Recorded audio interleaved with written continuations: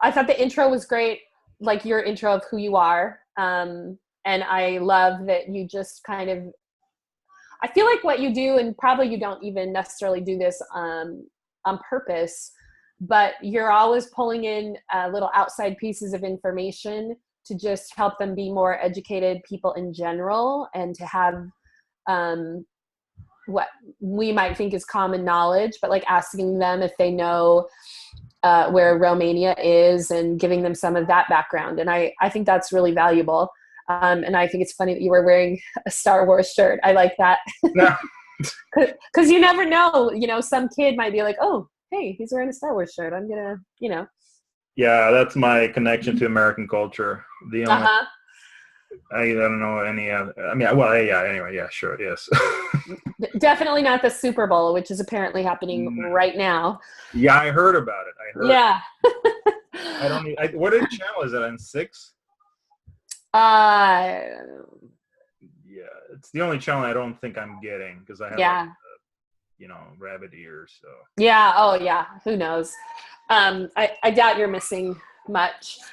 I thought that you had a really matter-of-fact delivery when talking about the racial stereotype, and I really liked that because it showed like you weren't afraid to talk about it, because I think especially maybe we know that sometimes for these kiddos, they're not sure how to talk about it, or and so the fact that you were so just like, hey, this is the deal.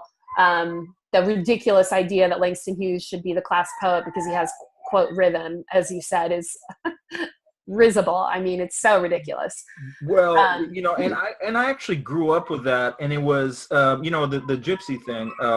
Romania has a lot of people don't realize, even though I look white, for Western Europeans, I am not considered white. This is just so insane. Yeah. I mean, it just kind of tells you how insane stereotypes can be. Yes, absolutely. Can you hear my screaming children in the background?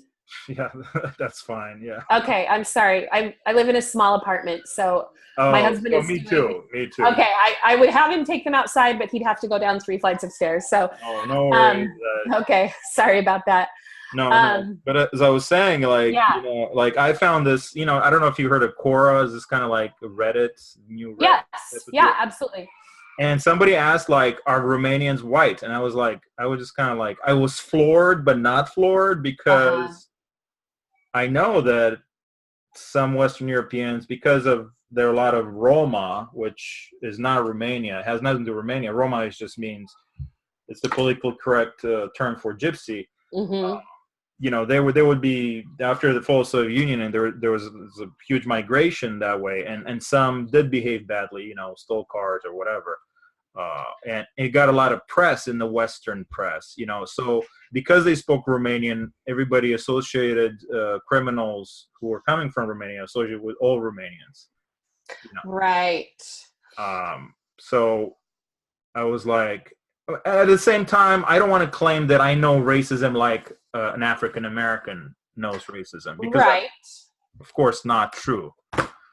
No, but it's still it's an entryway into that conversation, and a reminder that lots of people experience varying degrees of it. It's I thought it was good. I liked it.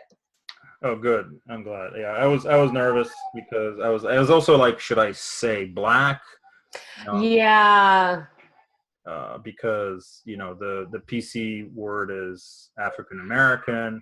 Right. But to me, it's a mouthful, when I'm trying, in the excitement of delivery, I didn't want to trip over my tongue saying African American, all the time, and so I thought maybe that was okay, but.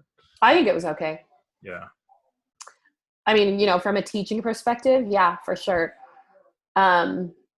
And how cool to go to the great effort to include some interesting ancillary materials like that Cotton Club clip.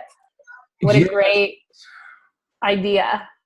Yeah, because I wanted to, so part of the standard 4, which I was trying to address in that video, was like, what can I do to diffuse some, false ideas about the jazz era? And I think a lot of people think about the jazz era as this glamorous thing where the blacks were, they were rich and they were, just getting along with the white people like they're their friends. Mm-hmm. It's kind of like what you see. I mean, of course, that's not the whole movie, the clip that I showed. Now, I don't remember. I remember seeing it a long time ago. But it seems like that kind of movie may be glamorizing, the relationship. Yes.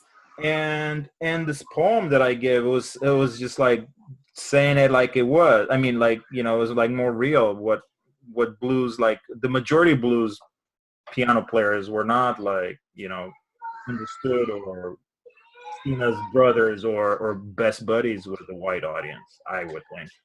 No, I think that you're right. And it's like somehow some of the media, it's like, oh, let's make this more palatable to a white audience. Like which audience is the Cotton Club clip created for? And then I think it's cool how that linked into your encouragement that they analyze the speaker and the narrator instead of always assuming, of course, that the poet is being autobiographical. And, I think it's so important to think about that perspective. And is the speaker white? Is the speaker black? How does that change the meaning? And I thought that was super cool. I wrote down your questions are a very high level order of thinking, and that the kids are willing to go there with you again. So I think that is, I think it's excellent. It was hard to teach it because it is a complex poem and it has a lot of questions, and I read some literary criticism. I mean, actually, that's what helped me really deliver this because it was so short notice and it was a lot of things, questions that I had about it, and I had to look for guidance. Well, like the thing, I thought it was fascinating what you were sharing about how meaningful the name of the street was and what that meant, how they were coming down from, what did you say, the lower numbers? From lower Manhattan. Yeah. I know it's kind of counterintuitive that because Manhattan is lower than Harlem. Yeah. But this scholar who, much more versed in this field, in this area of literature, was saying that this was implying that somebody was coming down. It was not a native of Harlem, was coming down to see a black piano player down to Lenox from the white, more privileged area. Yeah, I have to admit, I've read that poem before at some point in my life, but I never had heard that, and I had never made that connection, and it really gives me a totally different perspective on that poem, and I think that was really effective. And the whole time I was viewing it, I was thinking, like, man, this is a tough lesson as a teacher to present. Like, I was like, man, he's brave. But in a good way. Like, I admire what you did there. And then the fact that you had, practically no notice at all makes it even more impressive. And again, you had some great built-in participation. I wish you had not got cut off at the end. Yeah, I wish I had more time. Definitely. Mm-hmm. That was one of the things that I wish I had been. I was doing this every day, meaning that they wish they were in my class every day. So I was really flattered about that. And it was not the student who was participating all the time. So I feel like some students, even though they were not participating as fully as the other student, I think they were inspired somehow. I hope they were sincere, and so. Oh, I think they're sincere for sure because, they have no reason to say that. That's true. They don't have that. They're not even face to face with you. So that's true. Yeah, they're not adults yet. Yeah, and I think again that just goes back to the idea that you are approaching them as intelligent, interesting people who can figure things out and who have important things to say. And so they agree with you and they try their best. Yeah.